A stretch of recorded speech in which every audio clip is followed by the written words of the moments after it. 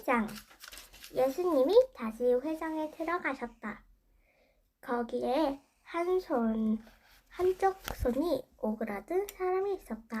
그 날이 안식일이었기 때문에 사람들은 예수님이 그 사람을 고치면 고발하려고 지켜보고 있었다. 예수님은 손 오그라든 사람에게 일어나 앞으로 나오너라 하시고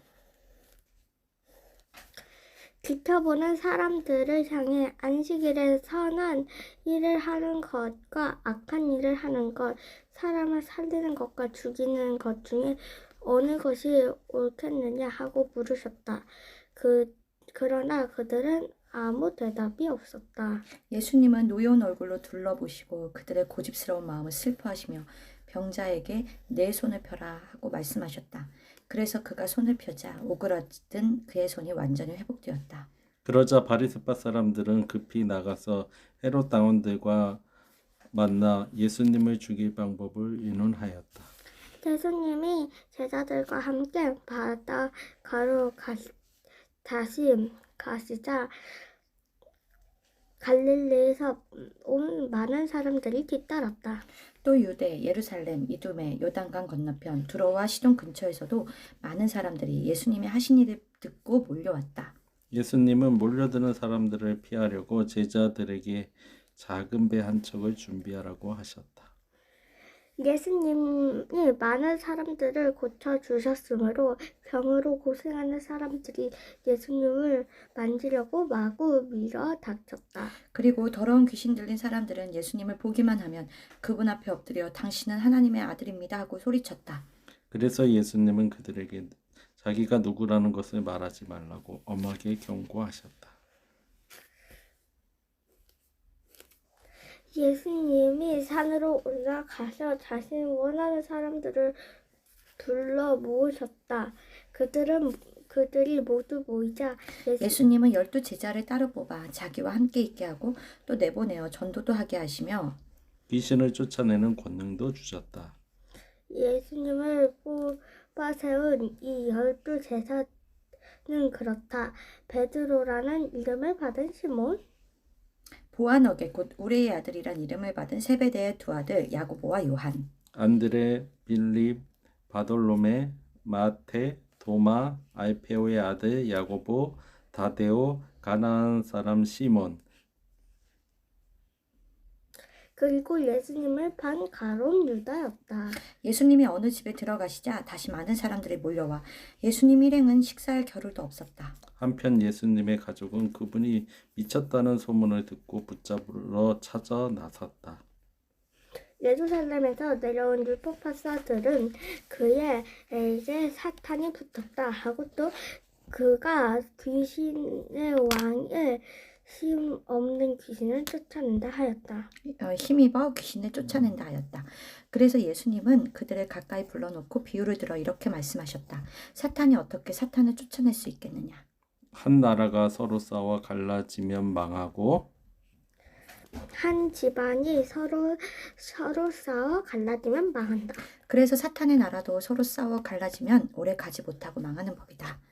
강한 사람의 집에 들어가 물건을 털어 가려고 하면 먼저 그 사람을 잡아먹어야 한다. 그렇지 않고는 그 집을 털 수가 없다. 내가 분명히 말해둔다. 사람에 대한 모든 죄와 모독은 용서받을 수 있으나 성령님을 모독하는 자는 절대로 용서받지 못하고 그 죄는 영원히 남는다. 예수님이 이렇게 말씀하신 것은 사람들이 그에게 더러운 귀신이 붙었다 하고 말했기 때문이다. 이때 예수님의 어머니와 형제들이 밖에 와서 사람들을 시켜 예수님을 부르다. 둘러앉은 사람들이 예수님께 선생님 어머니와 형제들이 밖에서 선생님을 찾고 있습니다 하고 말하였다. 그때 예수님은 그들에게 내 어머니와 형제가 누구냐 하시고 둘러싸인 사람들을 보시며 보아라. 이들이 내 어머니와 내 형제들이다. 누구든지 하나님의 뜻을 따라 사는 사람이 내 형제와 자매이며 어머니이다 하고 말씀하셨다. 4장 예수님이 다시 바닷가에서 가르치시자 군중이 너무 많이 모여들어 예수님은 배에 올라 앉으시고 군중은 바닷가에 그대로 있었다. 그때 예수님은 여러 가지 비유를 그들에게 가르치셨다. 잘 들어라. 한 농부가 들에 나가 씨를 뿌렸다. 그런데 어떤 씨는 길가에 떨어져 새들이 와서 먹어버렸고 어떤 씨는 흙이 많지 않은 돌밭에 떨어져 흙이 깊이 않으므로 곧 싹이 났으나 해가 돋자 뿌리를 박지 못한 그 싹은 타서 말라버렸다. 또 어떤 씨는 가시덤불에 떨어졌는데 가시나무가 자라 그 기운을 막았으므로 열매를 맺지 못하였다. 그러나 어떤 씨는 좋은 땅에 떨어져 잘 자라 30배, 60배, 100배의 열매를 맺었다. 귀 있는 사람들은 잘 들어라. 예수님이 혼자 계실 때 그분을 따르던 사람들이 12제자와 함께 와서 이 비유의 뜻을 묻자 예수님은 이렇게 말씀하셨다. 너희는 하나님의 나라의 비밀을 아는 것이 허락되었으나 다른 사람에게는 모든 것을 비유로 말한다. 이것은 그들이 보아도 알지 못하고 들어도 깨닫지 못하게 하여 그들이 돌이켜 용서받지 못하도록 하게 하기 위해서이다. 그러고서 예수님은 다시 말씀하셨다. 너희는 이 비유도 이해하지 못하느냐? 그래 가지고서 어떻게 다른 모든 비유를 이해하겠느냐? 씨 뿌리는 농부는 말씀을 전하는 사람이다. 어떤 사람은 길가에 떨어진 씨와 같아서 말씀을 들어도 즉시 사탄이 와서 그의 마음에 뿌려진 말씀을 빼앗아간다. 또 어떤 사람은 돌밭에 떨어진 씨와 같다. 이런 사람은 말씀을 들을 때 기뻐하며 즉시 받아들이지만 그것은 마음속에 깊이 간직하지 못하고 잠시 견디다가 그 말씀 때문에 고통이나 핍박이 오면 곧 넘어지고 만다. 그리고 어떤 사람은 가시덤불 속에 떨어진 씨와 같아서 말씀을 듣지만 이 세상 걱정과 재물에 대한 유혹과 그 밖에 여러 가지 욕심이 들어와서 말씀을 막아 열매를 맺지 못하게 한다. 그러나 어떤 사람은 좋은 땅에 뿌려진 씨와 같다. 그런 사람은 말씀을 듣고 받아들여 30배, 60배, 100배의 열매를 맺는다. 예수님은 또 이렇게 말씀하셨다. 등불을 켜서 그릇이나 침대 아래 둘 사람이 있겠느냐? 오히려 그것을 등잔대 위에 올려놓지 않겠느냐? 감추어진 것은 나타나기 마련이고 비밀은 드러나기 마련이다. 귀 있는 사람은 잘 들어라. 예수님은 다시 말씀하셨다. 너희는 내 말을 귀담아 듣고 실천하여라. 그렇게 하면 그만큼 더 많은 것을 얻게 될 것이다. 있는 사람은 더 받을 것이며 없는 사람은 있는 것마저 빼앗길 것이다. 예수님은 계속하여 말씀하셨다. 하나님의 나라를 밭에 씨를 뿌리는 농부와 같다. 하루하루 지나는 동안 농부도 모르는 사이에 뿌려진 씨는 우미 돋고 자라서 열매를 맺게 되는데 처음에는 싹이 나고 다음에는 이삭이 나와 마침내 여문 알곡이 달린다. 곡식이 다 익어 추수 때가 되면 농부는 낫으로 그것을 걷어들인다. 30절.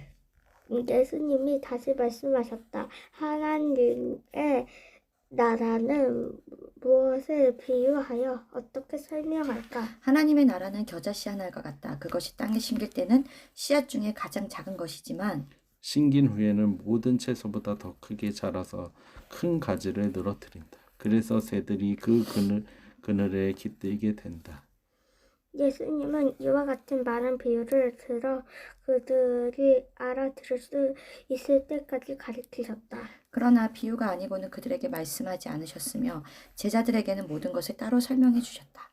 그날 저녁에 예수님이 제자들에게 바다 저편으로 건너가자 하고 말씀하셨다. 그래서 제자들은 군중을 남겨두고 예수님을 타신 배로 함께 떠나 다른 배도 따라갔다. 그런데 갑자기 큰 폭풍이 몰아치고 파도가 덮쳐 배가 침몰하게 되었다. 그러나 예수님은 배의 뒷부분에서 베개를 베고 주무시고 계셨다. 제자들은 예수님을 깨우며 선생님 우리가 죽게 되었는데도 모른 척 하십니까? 하고 소리쳤다. 예수님은 일어나 바람을 꾸짖으시며 바다를 향해 잔잔하라 고요하라 하시자 바람은 멈고 바다는 아주 잔잔하셨다. 그러고 나서 예수님은 제자들에게 왜 그렇게 무서워하느냐? 너희가 아직도 나를 믿지 못하느냐? 하고 말씀하셨다. 제자들은 몹시 두려워하며 도대체 이분이 누구시기에 바람과 바다도 복종하는가 하고 서로 수군거렸다. 아멘.